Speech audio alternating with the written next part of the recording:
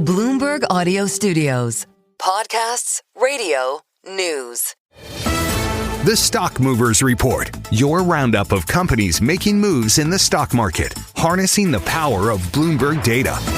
Let's take a look at some of the stocks on the move today in Europe. I'm Stephen Carroll and I'm joined by Bloomberg reporter Chloe Mele. Chloe, good morning. Let's start off with Brunello Cucinelli. A slew of news there, earnings but more as well. What can you tell us?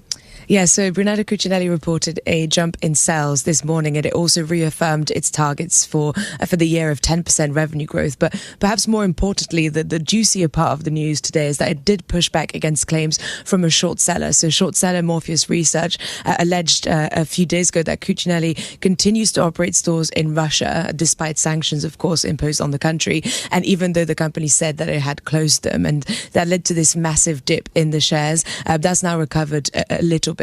Brunello Cucinelli said that all of its flagship stores in Russia have always remained closed after the sanctions were introduced. And the co-CEO said the Russian business is like a candle that is burning out. So it seems that the denial of those allegations and the positive outlook has reassured investors quite a bit this morning, and shares were up on the back of that. It seems that those investors are kind of willing to move on from this short selling report and maybe focus on that future growth for that company.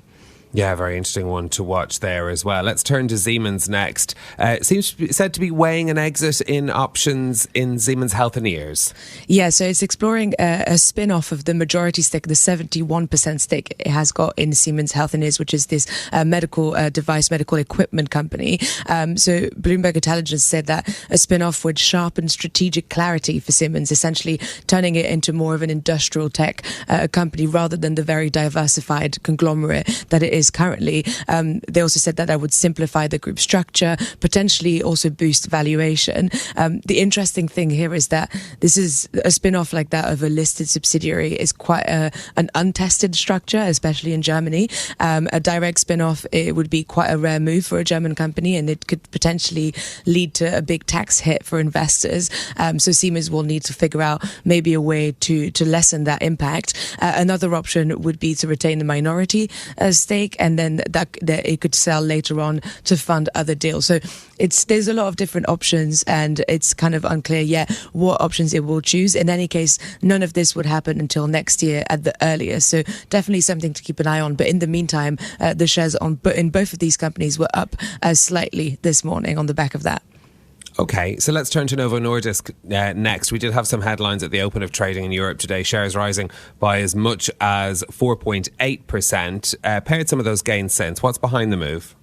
So it got upgraded to a buy rating to HSBC. So it was at a hold rating. Now it's a buy. Analysts said that Novo might be able to kind of gradually turn a corner, especially if it focuses on two of its important channels, which are the reimbursed medical channel and then the direct-to-consumer channel as well. HSBC analysts did say that the next generation portfolio at Novo is suboptimal compared to Eli Lilly's portfolio, obviously the most direct rival for Novo Nordisk.